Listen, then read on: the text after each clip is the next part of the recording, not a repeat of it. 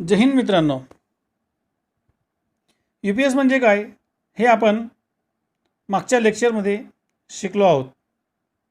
आज आपण U P एसचे प्रमुख प्रकार कोणते, त्यांचे कार्य कसे चालते याचा अभ्यास करणार आहोत. यू पी एसचा पहिला प्रकार म्हणजे online U P S. U P एसचा दुसरा प्रकार म्हणजे ऑफलाईन यू पी एस किंवा stand by U P S. आणि तिसरा प्रकार line interactive U P S.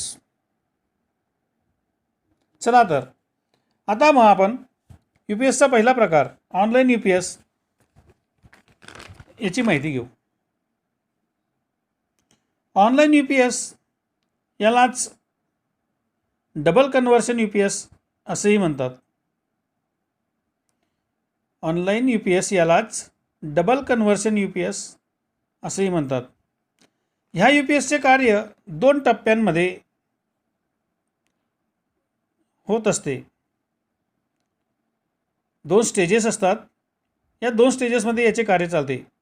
पहिल्या टप्प्यात ए सी इनपुट जे आपण मेन्स सप्लाय देतो तो रेक्टिफायरला येतो.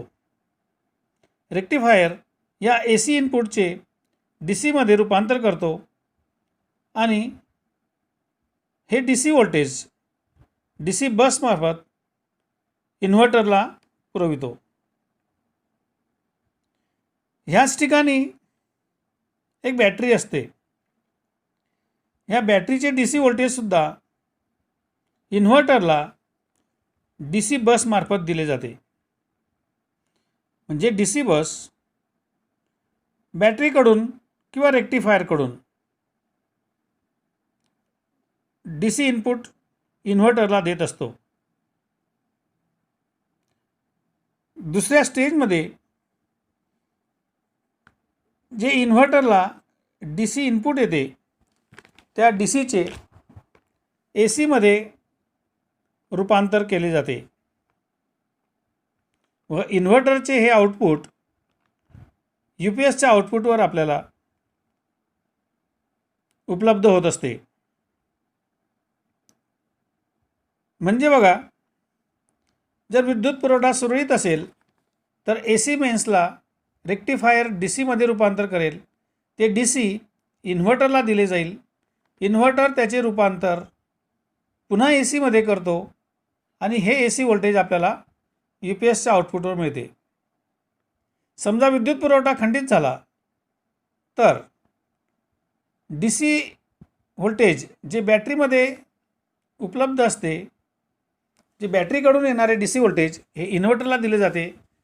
इन्व्हर्टर त्याचे ए सीमध्ये रूपांतर करतो व इन्व्हर्टरचे ते आउटपुट आपल्याला यू पी एसच्या आउटपुटवर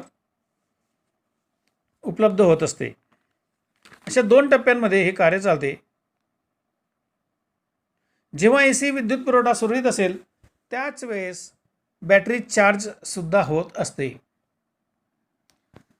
ए सी विद्युत पुरवठ्यावर बॅटरी चार्ज होते. ए सी विद्युत पुरवठा खंडित झाल्यावर या चार्ज झालेल्या बॅटरीचे डी सी व्होल्टेज आपण उपयोगात घेतो. ह्या यू पी एसलाच एक बायपास स्विच असते. म्हणजे यू पी एसमध्ये समजा काही बिघाड झाला तर अशा वेळेस ए सी इनपुट जे आपल्याकडे ऑलरेडी उपलब्ध असेल ते सरळ यू पी एसच्या आउटपुटवर या बायपास स्विचमार्फत उपलब्ध होत असते. ए सी विद्युत पुरवठा सुरू आहे आणि यू पी एस जर बंद असेल तर आपले काम थांबू शकते व ते थांबू नये म्हणून हा उपलब्ध असणारा विद्युत पुरवठा सरळ यू पी एसच्या आउटपुटला आपल्याला बायपास स्विचमार्फत उपलब्ध होत असतो. ह्या यू पी एसमध्ये MOSFET, I G B T, op amp I C, voltage regulator I C जे ॲडजस्टेबल व्होल्टेजसाठी असते, microprocessor I C, logic gates, P W M म्हणजे पल्स विड्थ मॉड्युलेटर आणि ऑसिलेटर हे प्रमुख घटक किंवा प्रमुख कंपोनंट्स वापरले जातात. ह्या यू पी एसची क्षमता 5 kVA पेक्षा जास्त असते. या UPSचे वैशिष्ट्य म्हणजे best protection against all disturbances. म्हणजे AC विद्युत पुरवठामध्ये जे डिस्टर्बन्सेस निर्माण होत असतात, हे कोणत्याही प्रकारचे डिस्टर्बन्सेस UPSच्या आउटपुटला आपल्याला मिळत नाहीत.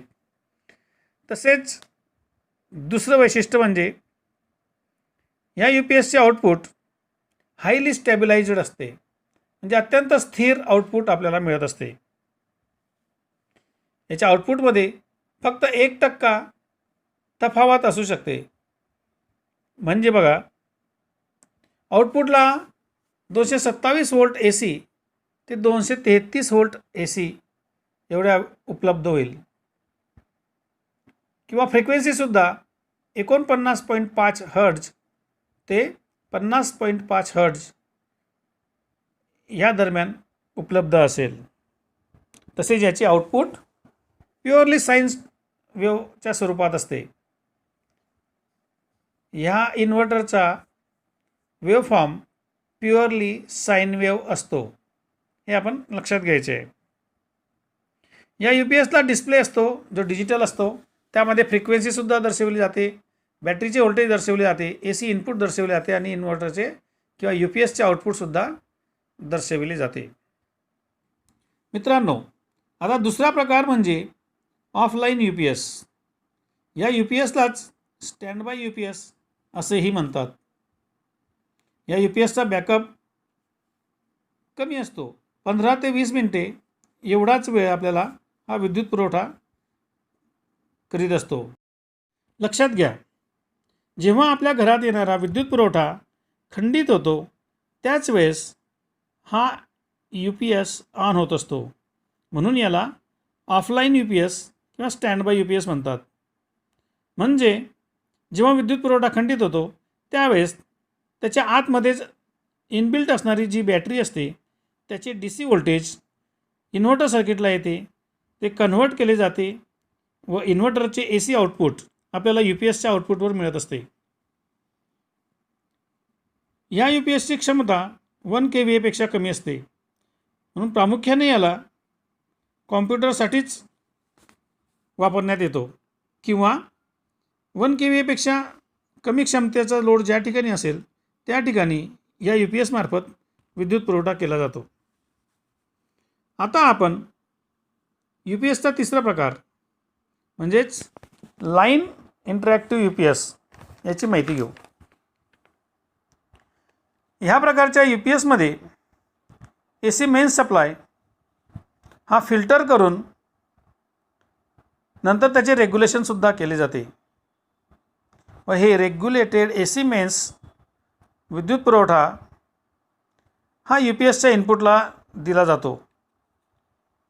या UPSमध्ये व्होल्टेज रेग्युलेशनसाठी ऑटो ट्रान्सफॉर्मर वापरलेला असतो, ज्याला वाइंडिंगवर अनेक टॅपिंग केलेल्या असतात.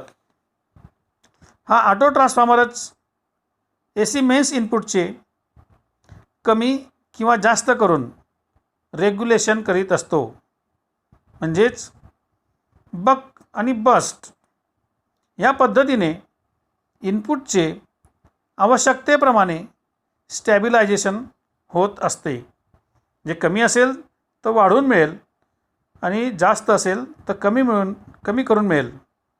परंतु आपल्याला पाहिजे असेल तेवढेच व्होल्टेज आपल्याला आउटपुटवर उपलब्ध होत असते.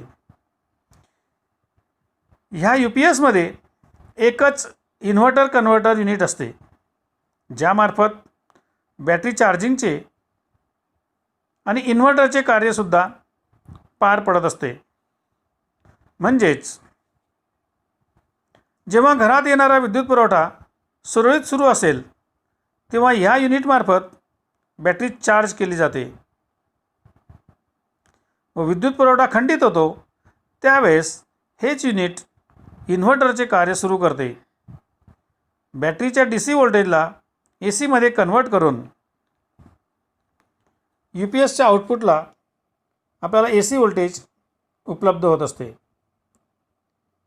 यामध्ये काही मिलीसेकंदचा टाईम डिले असतो. म्हणजेच विद्युत पुरवठा सुरू असताना आणि खंडित झाल्यानंतर सुरू होताना काही मिलीसेकंदचा यात गॅप पडतो, परंतु ऑफलाईनच्या तुलनेत या यू पी एसचा परफॉर्मन्स हा उत्तम असतो. म्हणजेच ऑफलाईन यू पी एसपेक्षा ह्या यू पी एसचे कार्य उत्तम असते, कारण ए सी इनपुटसुद्धा रेग्युलेशन केले जाते. या यू पी एसची क्षमता 750 VA म्हणजे 750 VA ते 5 kVA ह्या दरम्यान असते.